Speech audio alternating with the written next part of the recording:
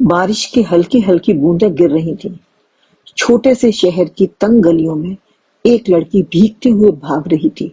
उसका नाम था नेहा। हाथ में दवाई का पैकेट और आंखों में डर। घर पहुंचते ही उसने दरवाजा खोला। माँ दवाई ले आई। बिस्तर पर लेटी उसकी माँ बस मुस्कुराने की कोशिश करती।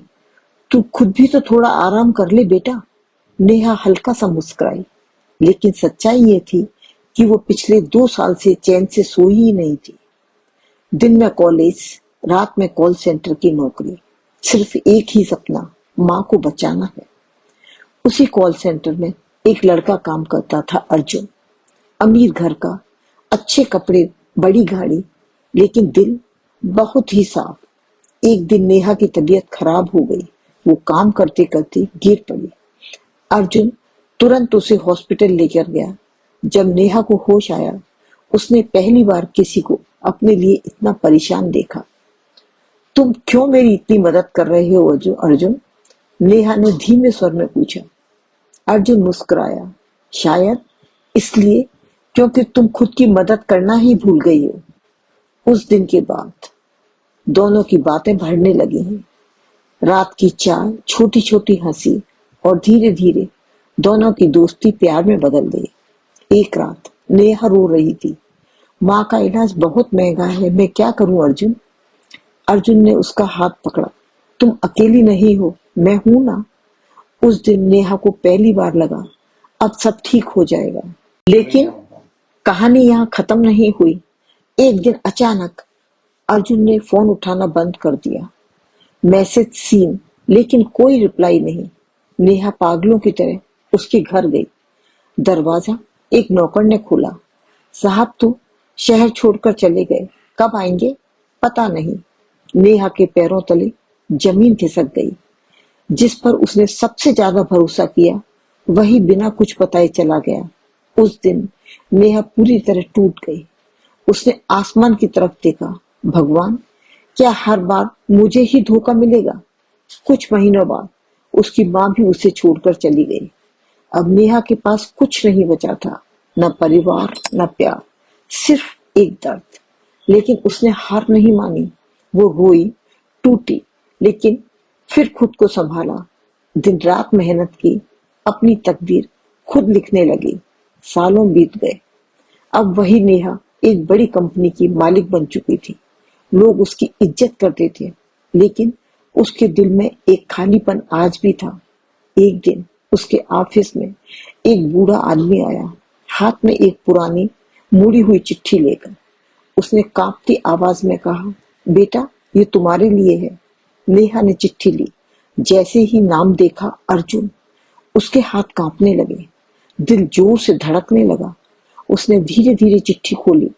चिट्ठी में लिखा था, नेहा जब तुम ये चिट्ठी पढ़ रही होगी, शायद मैं इस दुनिया में नहीं रहूंगा। नेहा की आंखों से आंसू गिरने लगे। मुझे कैंसर था और डॉक्टर ने कहा था मैं सिर्फ कुछ महीनों के लिए ही हूँ। मैं नहीं चाहता था कि तुम मुझे इस हालत में देखो, इसलिए मैंने तुमसे दूर जाने का फैसला किया। तुम्हें लगा होगा मैंने तुम्हें धोखा दिया, लेकिन सच ये है मैंने खुद को तुमसे दूर करके तुम्हें टूटने से बचाया।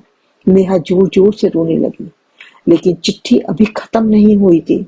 और हाँ, तुम्हारी माँ के इलाज के लिए जो पैसे मिल रहे थे वो मैं ही भेज रहा था। मैं दूर से तुम्हें मजबूत बनते देख रहा था।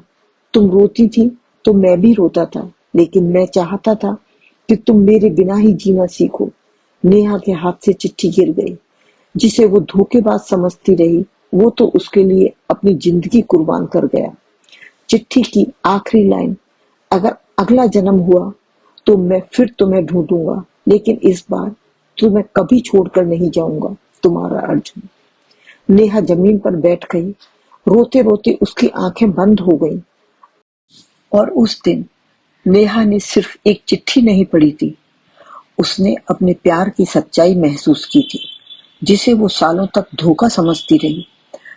वो तो उसकी जिंदगी की सबसे बड़ी कुर्बानी थी।